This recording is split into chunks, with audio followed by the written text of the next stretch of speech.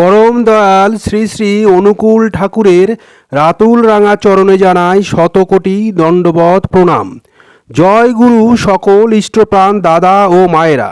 আশা করব ঠাকুরের কৃপায় আপনারা সকলে ভালো আছেন, সুস্থ আছেন। আমাদেরকে পরম দয়াল শ্রী শ্রী ঠাকুর দুইটি বিধান মেনে চলার কথা বলেছেন।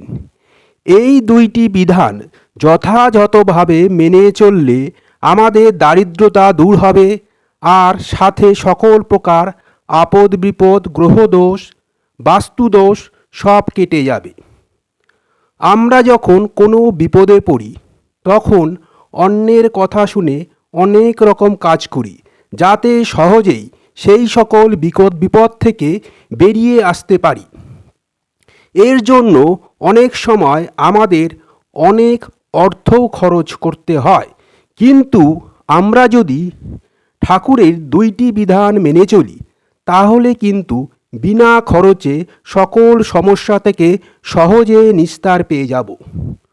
পরম দয়াল শ্রী শ্রী ঠাকুর আমাদেরকে ইষ্টভৃতি ও স্বস্ত্যয়নীর বিধান দিয়েছেন।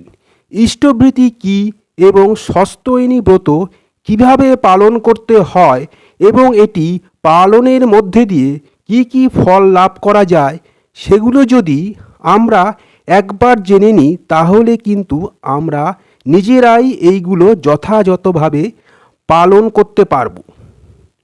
পরম দয়াল শ্রী শ্রী ঠাকুর আমাদের যে ইষ্টভৃতির বিধান দিয়েছেন সেই ইষ্টভৃতি কি জেনে নেওয়া যাক। ইষ্টভৃতি হল ইষ্টের ভরণ পোষণ, যা দীক্ষাকে চেতন রাখে। নিষ্ঠা শ্রদ্ধাসহ পালন করলে জীবনে কখনো ব্যর্থতা আসে না। এই কথা পরম দয়াল শ্রী শ্রী ঠাকুর নিজের মুখে বললেন। এই যে জীবনে কোনো না কোনো সমস্যা লেগেই থাকে, জীবনে ব্যর্থতায় ভুগতে থাকি, ইষ্টভৃতি যথাযথভাবে যদি পালন করা যায় তাহলে কিন্তু আমাদের জীবন থেকে সকল প্রকার ব্যর্থতা দূর হয়ে যায়। প্রতিদিন ব্রহ্ম মুহূর্তে ঘুম থেকে উঠে জপ ধ্যানের পর অন্ন জল গ্রহণের পূর্বে যথাশক্তি ইষ্টভৃতি ভোজ্য বা সেই পরিমাণ অন্য কোনো জিনিস বা তার বিনিময়ে অর্থ নিবেদন করতে হয়। অর্থাৎ সূর্য ওঠার আগে ঘুম থেকে উঠে প্রথমে নাম জপ করতে হবে এবং তারপর অন্ন জল গ্রহণ করবার আগে আমাদের পূর্ণ ভক্তি ও শ্রদ্ধা ভরে আমাদের সামর্থ্য অনুযায়ী ইষ্টভৃতি পরম দয়াল শ্রী শ্রী ঠাকুরের শ্রীচরণে অর্পণ করতে হবে এবং 30 দিনের দিন ইষ্টস্থানে ইষ্টভৃতি পাঠিয়ে দিতে হবে। শ্রী শ্রী ঠাকুর বলেছেন, যজন যাজন ইষ্টভৃতি হল বিপাক তারণ বজ্রনীতি, যা ঠিকমতো পালন করলে মানুষ কালজয়ী হয়ে ওঠে। আমাদের জীবনে যত রকম বিপদ নেমে আসে সেই সকল বিপদই কিন্তু কেটে যাবে।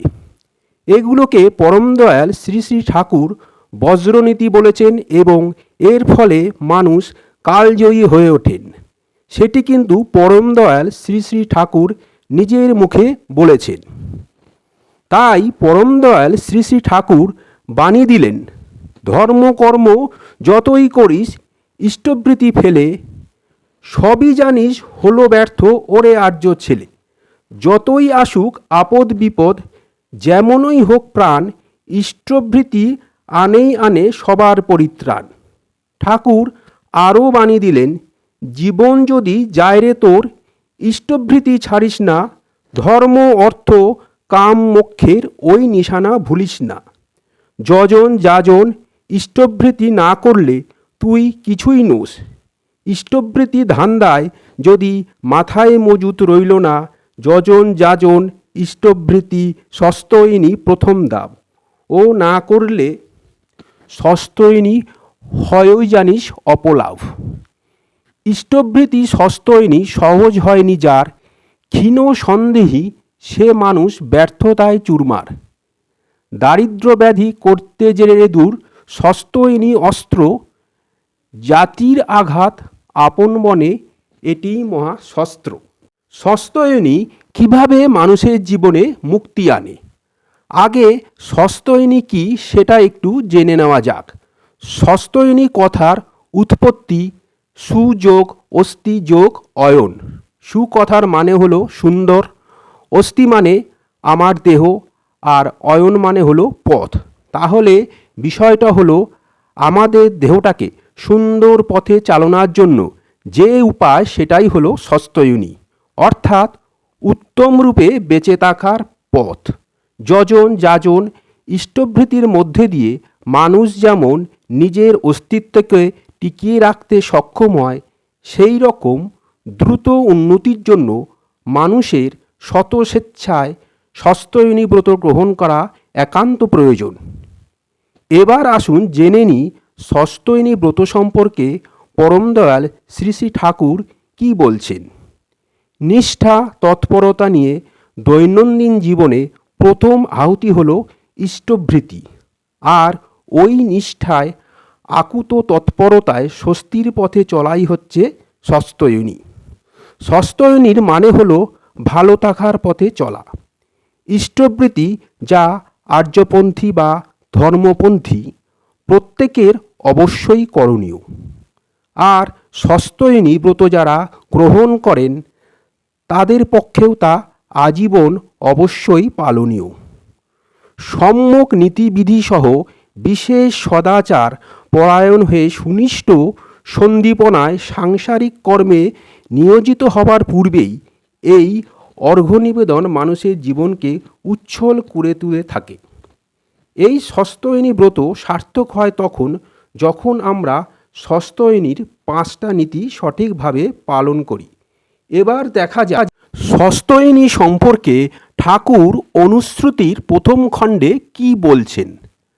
বাচা বাড়া চাষ যদি ভর নিখুঁতভাবে সস্তয়নী ধর, আপদ বিপদ দারিদ্রতা যতই আসুক কাটবেই তাহা, সুখ ও সমৃদ্ধি দিন দিন উঠবে ফুটে হয়ে নবীন, আয়ু তার হয়ে তাই সম্ভব যাহা পাবি তাই। অর্থাৎ বাঁচা বাড়া আমি যদি ভালো করতে চাই, নিখুঁতভাবে করতে চাই, তাহলে আমাকে সস্তয়নী ধরতে হবে। এর ফলে যদি কোনো আপদ বিপদ আসে বা জীবনে দারিদ্রতা নেমে আসে, সেগুলো সব কেটে যাবে। জীবনে সুখ ও সমৃদ্ধি ঘটবে দিনে দিনে এবং আয়ু তার বেড়ে যাবে। আর যেটা আমার প্রাপ্য সেটা আমি ঠিকই পাব।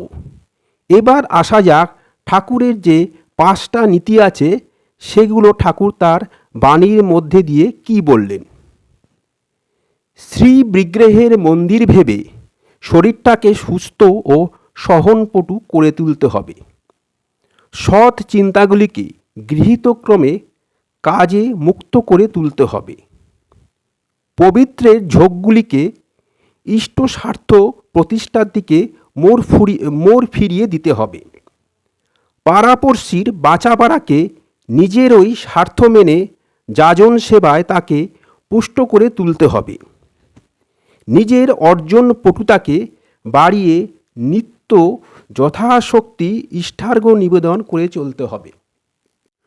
পরম দয়াল শ্রী শ্রী ঠাকুর বললেন, ইষ্টভৃতি যেমন বিধ্বস্তিকে প্রতিরোধ করিয়া মানুষের স্থিতিকে সংরক্ষিত করিয়া চালাইতে থাকে, সস্তয়নী তেমনই আবার মানুষের সংবর্ধনের পথের অমঙ্গলগুলিকে নিরোধ করিয়া শর্ত বিপর্যয়কে যথোপযুক্তভাবে নিয়ন্ত্রণ করত, জয় করত, লাভবাহী করত, সংবর্ধনাকে উন্নতি পরিক্রমণে চরণশীল করিয়া চালায়।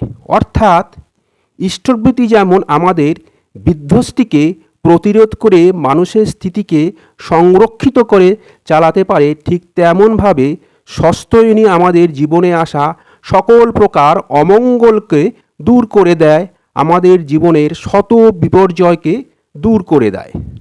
আমাদের জীবনে আসা সকল প্রকার গ্রহদোষকে দূর করে সেগুলোকে নিয়ন্ত্রণ করে সেগুলোকে জয় করে আমরা যাতে জীবন পথে উন্নত চলনে চলতে পারি সেই পথ কিন্তু দেখিয়ে দেয়। সস্তয়নী করতে করতে নিজের পরিবর্তন আসে, সংসারের পরিবর্তন হয়, নিজের শরীরের পরিবর্তন হয়, অর্থের ক্ষতি হয় না।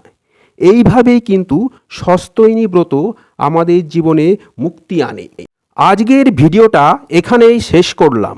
আশা করব ভিডিওটা আপনাদের ভালো লাগবে। ভিডিওটা ভালো লাগলে লাইক করবেন, বেশি বেশি করে শেয়ার করবেন, যাতে আরও অনেকে উপকৃত হন। আমার চ্যানেলটা সাবস্ক্রাইব করবেন এবং আমার পাশে থাকবেন। এরকম আরও অনেক অজানা ঠাকুরের তথ্য নিয়ে যাতে হাজির হতে পারি। সবাই ভালো থাকবেন, সুস্থ থাকবেন, আনন্দে থাকবেন। ঠাকুরের কাছে এই প্রার্থনা করি, ঠাকুর সর্বদাই আপনাদের যেন ভালো রাখে। কালকে আবার অন্য ভিডিও নিয়ে হাজির হব। জয় গুরু, বন্দেই পুরুষোত্তমম।